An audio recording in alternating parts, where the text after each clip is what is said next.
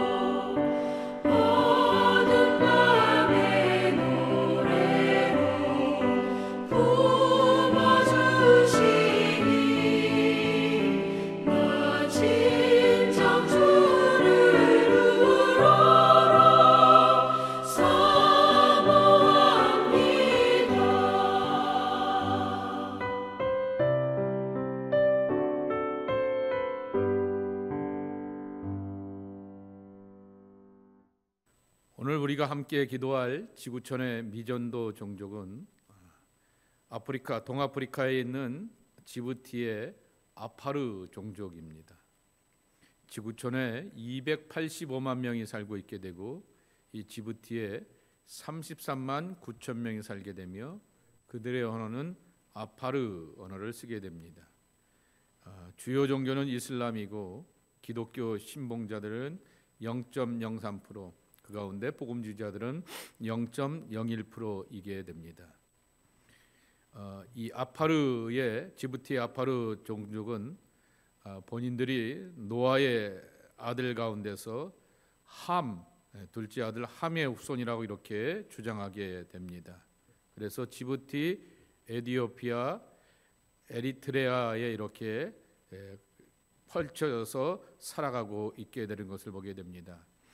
해안선을 따라서 살아가게 되기도 하고 일부는 사막지대에 거하기도 한다라고 하는 것입니다.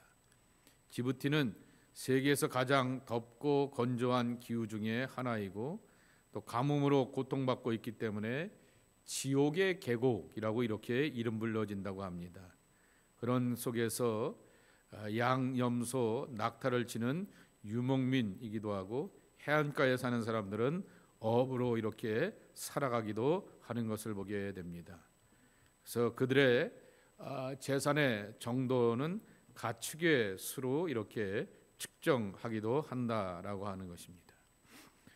오랜 이슬람의 전통과 영향을 받고 살고 있게 되면서 또 한편으로는 내전으로 인한 정치적인 그러한 긴장감도 있는 것을 볼 수가 있습니다. 아파르족 가운데서 일부 이들이 그리스도를 믿고 믿음으로 살려고 하게 되는데 자기의 종족 안에서 따돌림을 당하고 고립을 당하고 있기 때문에 엄청난 압박을 받고 있는 것을 보게 됩니다. 하나님의 성령께서 그들에게 힘과 용기를 주시기 위해서 기도해 주시기 바라고 그들에게 복음을 전할 수 있는 다양한 수단들, 특별히 라디오 방송을 통하여서 그들에게 전해질 수 있도록 기억하시고 기도해 주시길 바랍니다. 이 신구약 성경이 아파르 언어로 다 번역이 되어 있고요. 온라인 성경도 준비가 되어 있고 예수님의 영화도 준비가 되어 있다고 합니다. 기억하시고 기도해 주시길 바랍니다. 오늘 우리에게 주신 하나님의 말씀은 시편 119편 129절서부터 144절까지의 말씀입니다. 주의 증거들은 놀라움으로 내 영혼이 이를 지키나이다. 주의 말씀을 열면 빛이 비치어 우둔한 사람들을 깨닫게 하나이다. 내가 주의 계명들을 사모함으로 내가 입을 열고 헐떡였나이다. 주의 이름을 사랑하는 자들에게 베푸시던 대로 내게 돌이키사 내게 은혜를 베푸소서. 나의 발걸음을 주의 말씀에 굳게 세우시고 어떤 죄악도 나를 주관하지 못하게 하소서. 사람의 박해에서 나를 구원하소서. 그리하시면 내가 주의 법도들을 지키리이다. 주의 얼굴을 주의 종에게 비추시고 주의 율례로 나를 가르치소서.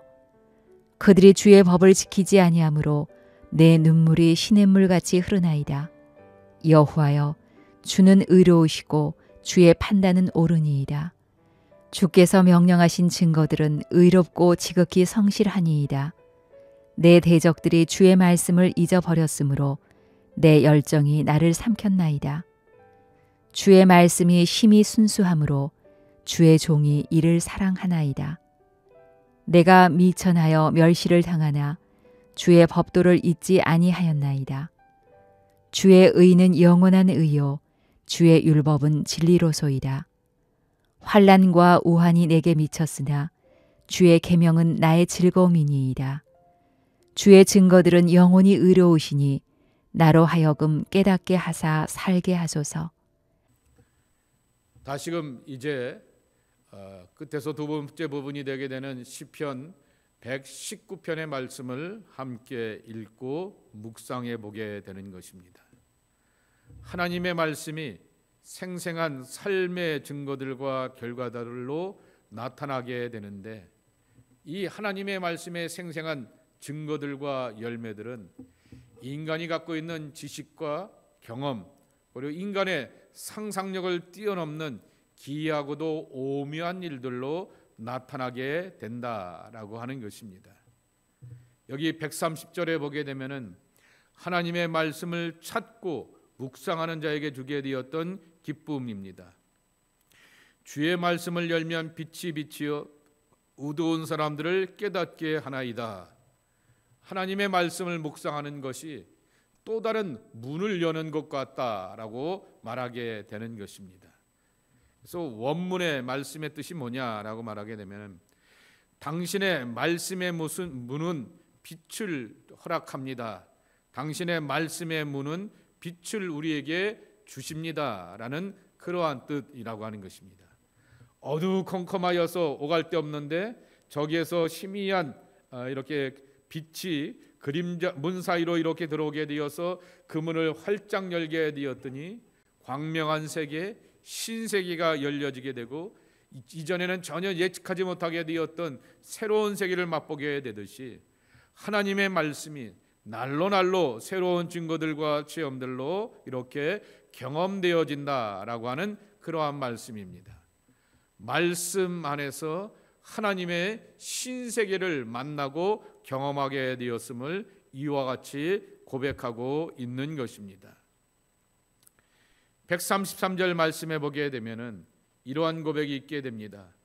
나의 발걸음을 주께서 주의 말씀에 굳게 세우시고 어떠한 제약도 나를 주관하지 못하게 하옵소서라고 하는 것입니다.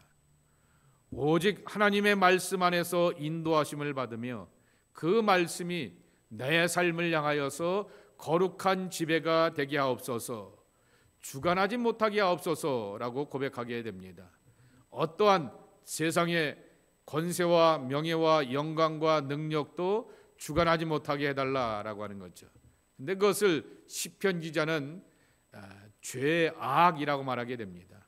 하나님 없고 자신의 영광을 드러내는 것 그 자체가 바로 하나님 앞에서 죄라고 하는 것입니다. 주관하지 못하다, 주관한다라고 하는 말 샬라트라고 하는 것인데 권세를 부리다, 독재적인 지배력을 행사하다라고 하는 거죠. 독재자가 지 맘대로 하게 되는 것처럼 독재와 같은 지배력을 행사하지 못하게 하옵소서라는 그러한 고백입니다. 오직 하나님의 말씀이 내면의 빛이 되고 삶의 위안과 용기가 되고 새로운 세상을 열어갈 수 있는 미래를 보는 눈이 되게 하옵소서라고 하는 그러한 고백이라고 하는 것입니다. 시편 119편의 말씀을 읽으면서 왜 우리가 성경 말씀을 읽고 큐티하고 묵상하며 말씀의 사람이 되어야 하겠습니까?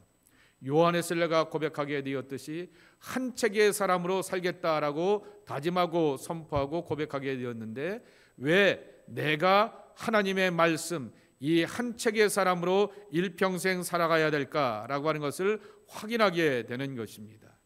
그 말씀 안에서 환한 빛으로 우리의 갈 바를 인도하여 주시기 때문이다라고 하는 것입니다. 이 말씀의 신세계를 맛보고 경험하는 여러분 되길 축복합니다. 두 번째로는 137절서부터 144절 말씀에 보게 되면은 하나님의 말씀이 의롭다라고 하는 것입니다. 하나님의 행하심 불편부당함이 없다 그랬습니다. 치우침이 없다라고 말씀하십니다. 공평하신 하나님이다라고 말합니다. 그리고 하나님께서 행하시는 것은 합력하여 선을 이뤄가시는 신실함을 보여주시기 때문에 하나님의 일하심과 행하심은 늘 옳기 때문에 그분의 입에서 나오게 되었던 당신의 말씀은 의로울 뿐만 아니라 생명을 더하여 주신다라고 하는 것입니다. 137절에 이렇게 말씀하고 있습니다. 여호와여 주는 의로우시며 주의 판단은 옳으시나이다 라고 하는 그러한 고백인 것입니다.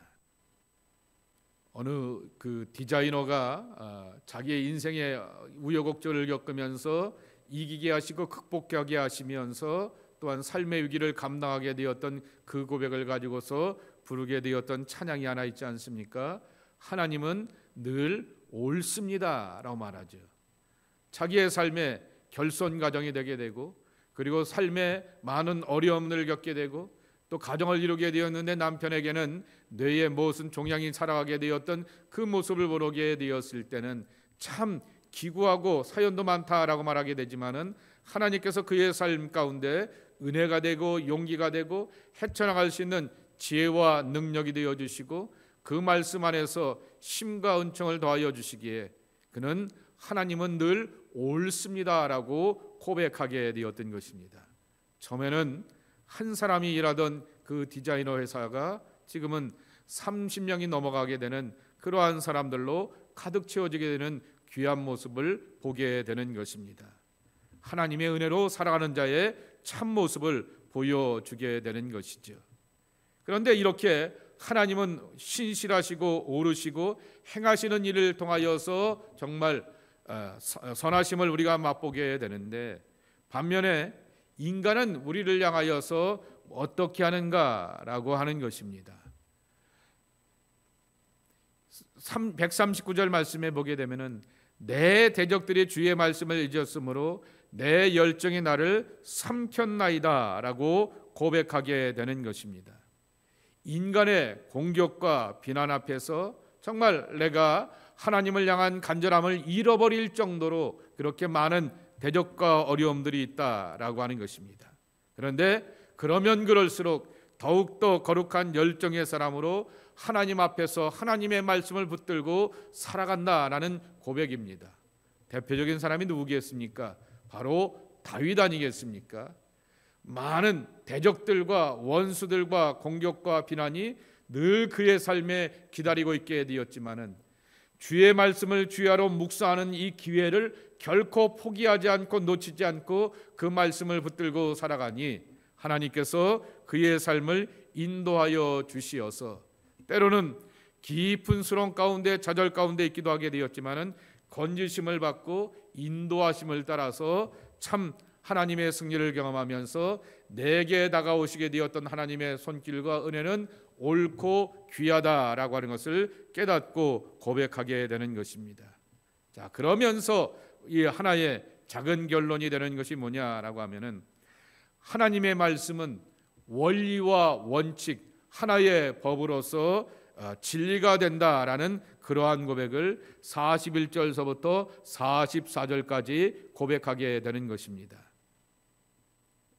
주의 의는 영원한 의요 주의 율법은 진리로소이다 라고 말하는 것입니다. 율법이 진리다라고 하는 것, 우리는 율법이라고 말하게 되면은 괜히 바리새인들을 떠올리게 되면서 누르는 것으로 생각하게 되지만은 여기서 말하는 율법이라고 하는 것은 원리와 원칙입니다. 여러분, 사람이 원리와 원칙이 없게 되면은 지 맘대로 살게 되는 것이고요, 자기 편한 대로 살게 되는 것이고요, 자기 즐거움으로 빠져버리게 되는 것이죠. 그러면 옆에 사람들이 힘들게 되고요, 그런 사람이 높은 자리에 올라가게 되면 그 밑에 백성들이 굉장히 힘들어하게 마련인 것입니다.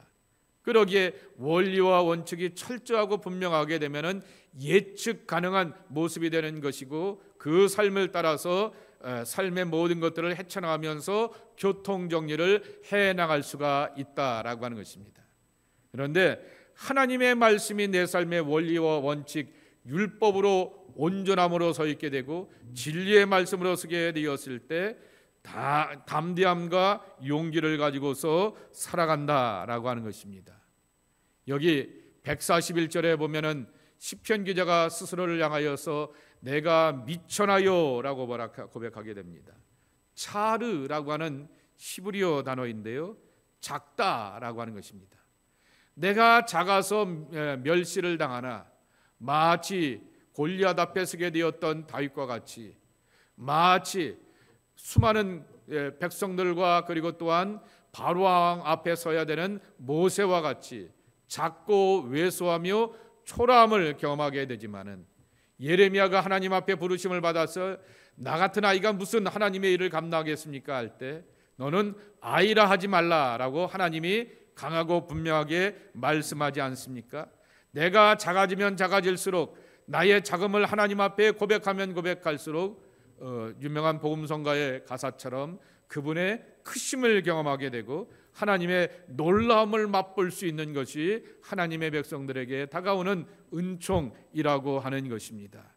오늘도 하나님의 말씀을 붙들며 살아가는 여러분 되기를 축복합니다. 그리고 그 말씀이 삶의 의로움과 원리가 되어서 그 말씀을 붙들고 살아갈 때 왜소해지는 삶의 경험들이 많이 있게 되지만은 나는 결코 작아질 아이가 아니라고 하는 것이죠. 하나님의 은혜로 큰 자의 영광과 축복을 누려가게 되고 하나님의 크고 놀라우심을 맛볼 수 있다라고 하는 믿음의 확신을 갖고 살아가야 하겠다라고 하는 것입니다.